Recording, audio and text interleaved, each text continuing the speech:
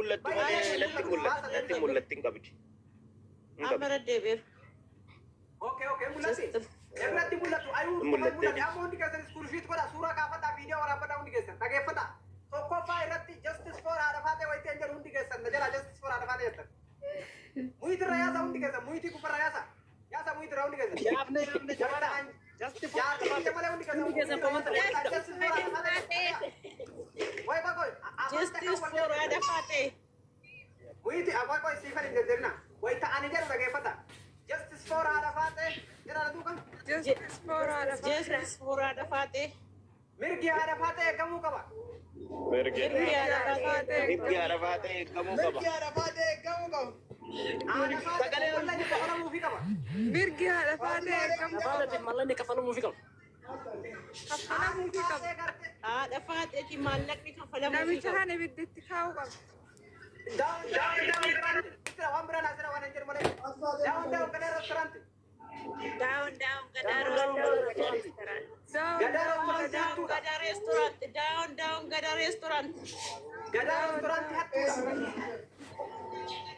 غدا ريستورانت اتو داون فاي كيسات نم تو كره بولتو رانيا تون كاب شيرو غدا ريستورانت رانم تو كوراينا كي شيرو نيا تو namni tokkochi Dubai keessatti shiroo irraa jechuun gada reestooraantii irraa. Abo sagalee keessa wal bira jira ka maali yaa akile sagalee keessa wal bira jira injeegina sagalee keessa wal bira jira hundi keessa gada reestooraantii namni tokko bultoo shiroo isaa irraa nyaatuun qabu.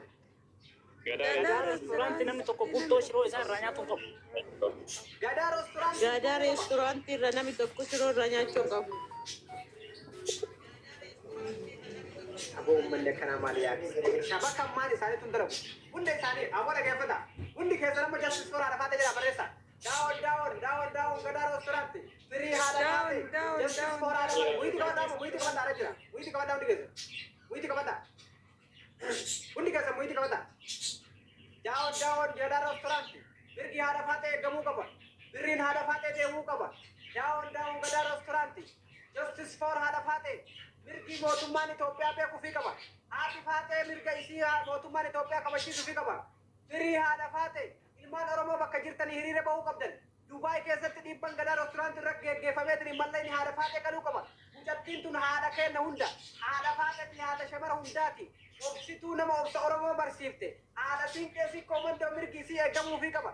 Daawwan gadaa reestooraantii. Gadaa reestooraantii irraa bultoo nyaatuun dhaabatuu qaba. Gadaa reestooraantii hoteela isaa sihirii keessatti dhaabatanii ilmaan Oromoo hunda achitti gowwoomsee mallaqa cirataa jira. Hoteelli sun achi buqqa'uu qaba. Rabbiin nurraa haa kaasu. Waan jedhame rabbi gadaa reestooraantii kana haa buqqaasu jedha achi. Akka inni Dubaay keessatti dhaabatee shamara arsii guutuu kasaarte jechuudha.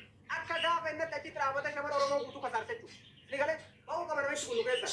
Hundi keessan firii haadha faatee jedha.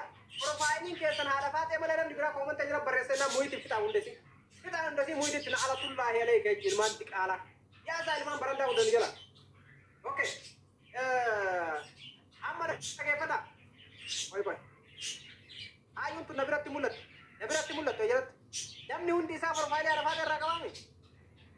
Arafaata qabee qabna murtii. Okay, ondu arafaata irraa qaba warra as keessa jiru. Oya. Mirga arafaata kala shamaraatiif mirga haadha faatee ni eeysifna ayxii bahuu qaban.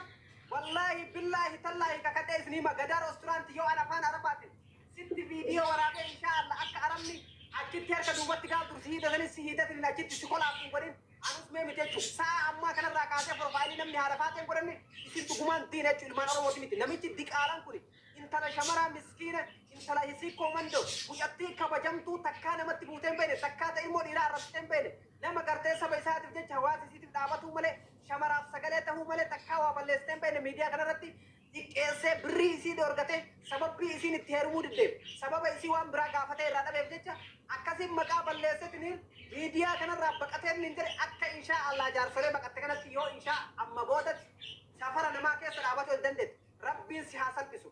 Bakka deemtu xiqqeenna kamalee duraa rabbiin si kasaarsi ammallee kasaaraa rabbiin sitti haa buusu jechuudha. Duraayyuu waan inshaa Allah shiroo nyaattu dhabdeetti rabbi shiroo mana keetti haa balleessu.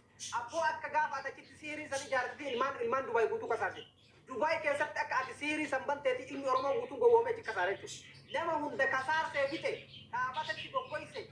nama meeqa xiqqeesse surree irraa baasee shamara meeqa ulfa wajjin asii biyya galchee biyyatti bilookii godhe nama 600 fidee 400 mana hidhaa galchee hidhaa lafa jalaanitti hidhamtee jirti aboo hayiq ijoollee sanis haa qabdu wallaahi gadaa restaurant yeroo gabaabaa keessatti yoo ati salphattee hin jedhin inshaallah jechuudha.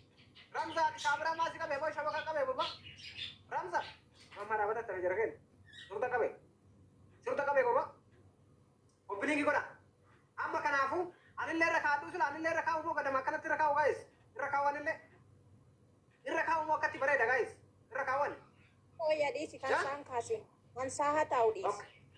kan isaa haa ta'u bara kan isaa haa ta'u okay sheerii godha mee hundi keessan amma dhageeffata haadha faaxallee isiniif hinna sheer godha haadha faaxallee isiniif hinna nama biraa galchaa bakka ramsaa shabakaan isaan dalagu haadha faaxee isiniif hinna sheer godha mee warri haadha faaxee nu haa dhuftu jettan haadha faaxee isiniif hidha haa dhuftu warri jettan haadha faaxee haa dhuftu warri jettan gaa'is warri haadha faaxee haa dhuftu jettan dhageeffata amma haadha faaxee isiniif hinna hundi keessan kompliin godha okay dhagaya haadha faaxee isiniif hinna ibsa gabaabaa isinii kenniti shamarri oromoo hundi keessan dhiira dhiisa dhiirri akaayatullee baatu rakkoon qabu mirga shamaraan jaalatu reedduu warri dhiiraa kunniin diktaatarummaa barbaaddi waan ta'eef nuti garuu warri mirga shamaraa kabachiisu irratti xiyyeeffannee jenne akka waraana dimsi goorillaatti haadha faaxee duuka hiriirratiniin haqa isii baafna jechuudha wallahi haqa isii baafna jechuudha haqa isii firii haadha faaxee daawwan gadaa reesturaanti bultoon irratti haquu qaba kana booda namni sirraa jaatu jiru yoo gadaa reesturaanti irraa kana booda kasaaree gadaa kun inshaa Allah sii karara dhaabatee kana durabbi nama agarsiisin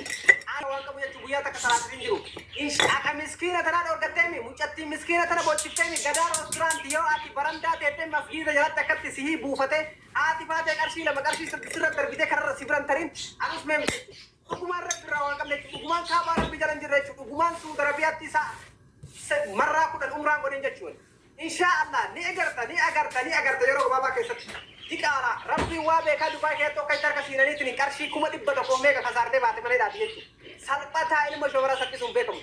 Takkaa nama jireenya isaa guutuu keessatti gaddaragatee hin beekin hanna qofarratti akka gaafa dhalattee fi sariin keetillee hatuu malee guyyaa takka sariin salee tolee deemee jechuudha sadii sadii.